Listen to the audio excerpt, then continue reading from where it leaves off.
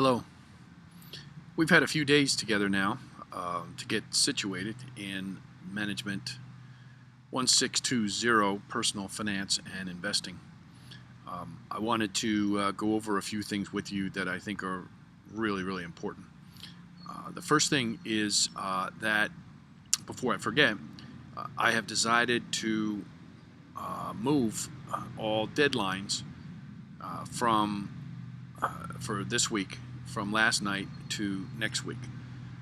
The reason for that is some students seem to be having a little bit of difficulty securing texts and getting signed into the Pearson My Finance Lab site and just getting settled. So it's only fair that we postpone this week's deadlines into next week. Now there's some good news there because you have a little bit more time if you haven't already posted. But the bad news is that it doubles up into 4 chapters for next week, 4 modules that have to be completed if you wait until next week to do this. So please continue working hard this week.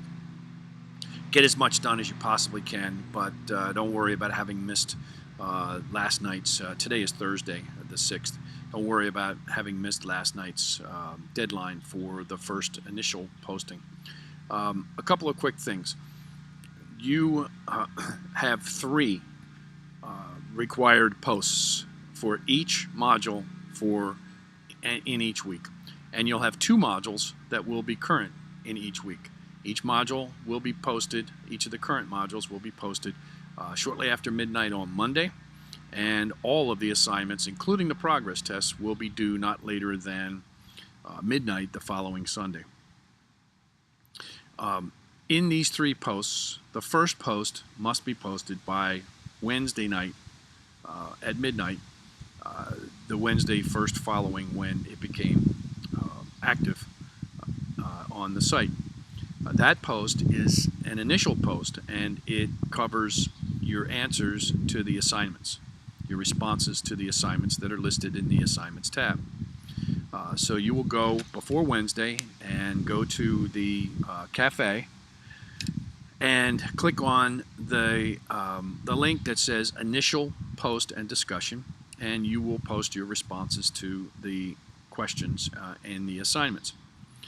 The second required post, which gets posted in exactly the same place, Initial Post and Discussion, is a response. You must respond, it should be a thorough response, to at least one of the posts by another student. Don't just say, I agree, or you're right, or good post. You must actually write something substantive, either agreeing with what they've posted or disagreeing very politely, or expanding on what they've posted. So both of those initial posts, your response as well as your initial post, must go in the initial post and discussion section of that particular module. The third post is your summary. That's due by Sunday night at midnight. Your summary is a thorough discussion on your part, a thorough presentation of what you have learned in this particular module. You're not going to be able to do that in 1 or 2 sentences. It must be at least a couple of paragraphs, if not more. So as far as your required posts are concerned, the first post is due by Wednesday night at midnight, and it's your response to the assignments in each module. The second post is due by midnight on Sunday. It goes into the initial post and discussion section, and it's your response to at least one other student's initial post. The third required post goes into the second slot in the cafe for that particular module, and it's listed as a summary. And that's your summary of everything that you believe that you've learned in the module for this course for that particular week. Remember, 2 modules per week will be posted, so there's a lot of work involved. You're going to have to read the text very carefully, and you're going to have to comprehend the text very quickly in order to be able to do this work. You also have a progress test. The progress test is located on the publisher's site. There are instructions that are now posted on the website. I believe they're under discussion, class discussion, or course documents, I believe. And those instructions are posted. I'm near the airport, obviously. those instructions are posted to help you to get sign up for the publisher's website. You're going to need 2 passwords, 2 codes. The first code is in your textbook if you bought a brand new textbook. If you didn't, then you've got to go to the part of the web publisher site where you're going to buy the publisher's code to give you access to the publisher's site. The second code is the one that's in the instructions under course documents. It begins WIED, which is the beginning of my last name, and then has some numbers after it. So if you haven't already registered, and there are several students who have not, then you need to do that immediately. The progress tests for each module will be due not later than the Sunday after the module became active at midnight. Very strong advice. Do not wait until the last minute to do these progress tests.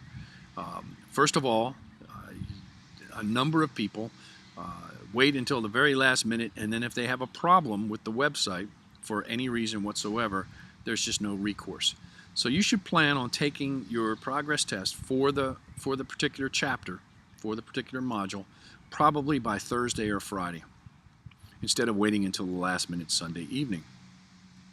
If you do that, then you're keeping up with all of your reading, and you have your progress test behind you, and you have at least your initial post behind you, and the only thing you need to do over the weekend is a follow-up post to another student's initial post, and also your summary. If you have any questions that are of a personal nature that you don't want other students to see, then please email me at the email address that's on the syllabus, and I will be happy to help you.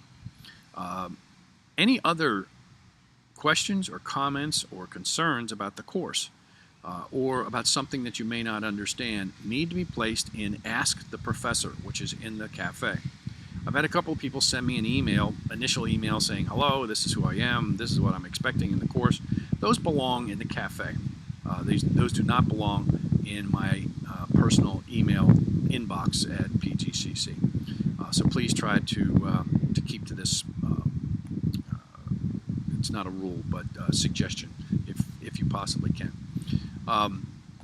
If you send me an email or post something in the cafe asking me a question, and the question is very clearly answered in the syllabus or in the other introductory sections of the course, then I'm simply going to send you a response saying, please read the syllabus or please read the introductory materials.